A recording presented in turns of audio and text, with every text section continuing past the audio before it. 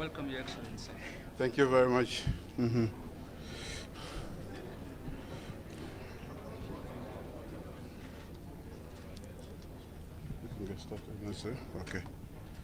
Good afternoon, members of the press, and thank you all for joining us today. I'm pleased to deliver these initial remarks on behalf of the members of the African Union Committee of 10 Heads of State and Government on the reform of the United Nations Security Council, namely Algeria, Congo, Equatorial Guinea, Kenya, Libya, Namibia, Senegal, Uganda, Zambia, and my country, Sierra Leone. We are joined by A3 plus members, Guyana and Mozambique. After nearly 80 years since the establishment of the United Nations and its Security Council, its imbalanced structure of bygone eras persists, undermining the legitimacy and effectiveness. It is therefore fundamentally important to address the issue of non-representation and underrepresentation of Africa in both the permanent and non-permanent categories of the Security Council, respectively. The current lack of representation in the permanent category does not reflect the current global landscape, and it is fundamental to consider the structural changes for its rectification. Additionally, it is significant to evaluate the Security Council's performance and legitimacy to ensure its effectiveness in addressing global challenges. It is deeply saddening to see the continued impact of historical injustice on Africa, and we must acknowledge and address these issues.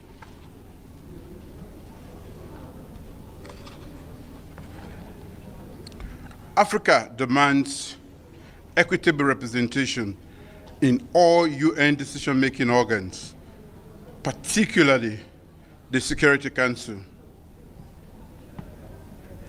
By ensuring Africa's voice is heard, we can legitimize the UN's work and truly implement decisions that benefit the continent.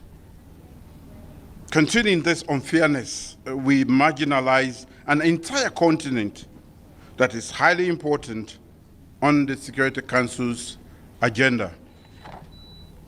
Africa boasts a population of over 1.3 billion people, and its 54 countries represent about 28% of the total UN membership. Africa plays a significant role in peacekeeping and conflict resolution, yet it is vastly underrepresented.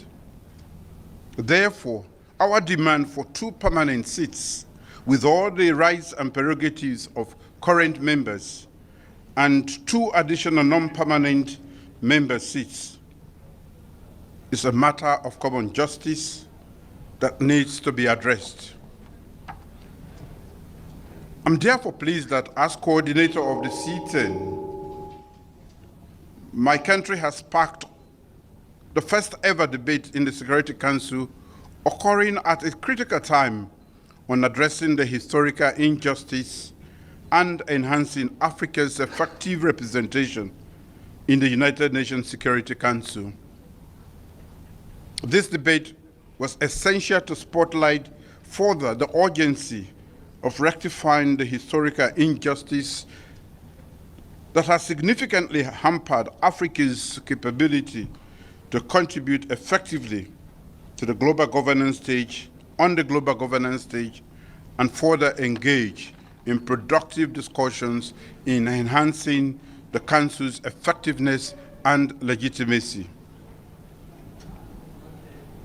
The C10 has demonstrated a strong commitment to addressing the historical injustice and inequality of the Security Council on Africa. The C10 will continue to amplify Africa's voice on this matter in advancing the common African position as outlined in the Ezowini Consensus and SAT Declaration.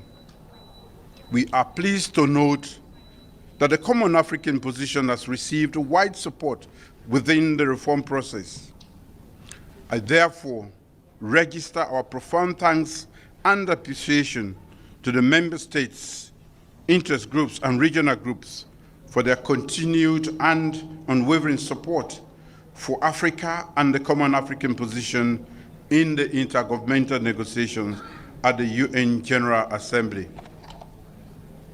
There is general convergence that redressing historical injustice against Africa is viewed as a priority. Several delegations have also mentioned that Africa should be treated as a special case.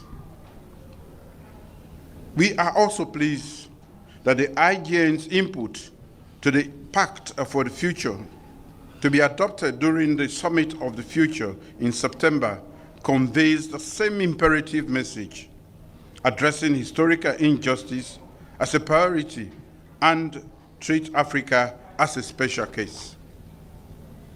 What is now clear to us is the need to take the significant next step.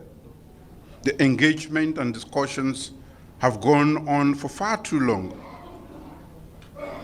We have no doubt that the Council needs reforming, and the common African position has received wide support.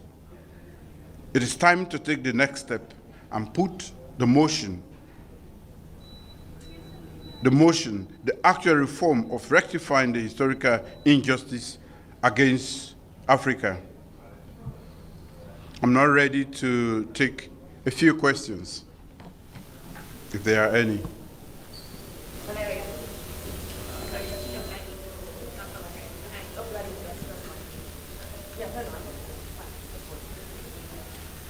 President Bio, hello, I'm Margaret Bashir with Voice of America. I just wanted to ask you, where is, in your national capacity, where is former President Nkrumah, and will he be returning to Sierra Leone to face prosecution for his alleged role in the attempted coup? President Nkrumah is currently in Nigeria, and all necessary steps to make sure that justice is served as far as everybody that was concerned in the alleged coup plot will be enforced. Yes, Mr. President Xu Deji with China Central Television. You have a very bold suggestion for the reform of Security Council, including 2 permanent seats and 2 non-permanent seats, and also ask P5 to abandon their veto rights. How much confidence do you have that this proposal will be processed in the UN? Thank you.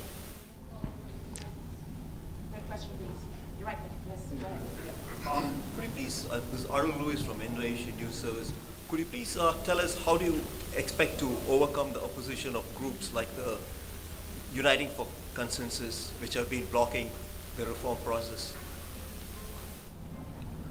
The African continent has a very compelling case, and that is what we are pushing for. We are not talking about the first question. We are not calling for the total abolition of the veto power. We are saying that if member states want to retain it, it should be extended to all permanent members. And we want to be, Africa deserves a place to be a permanent member of the Security Council. And confidence, we are sure. It's a matter of time.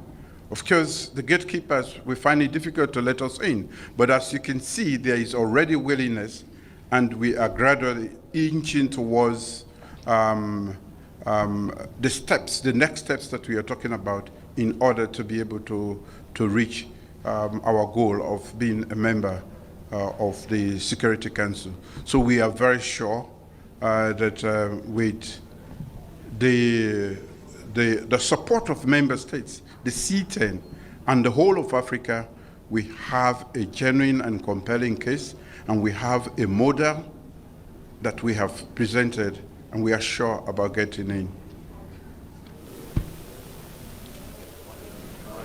On overcoming the opposition from groups like the Uniting for Consensus?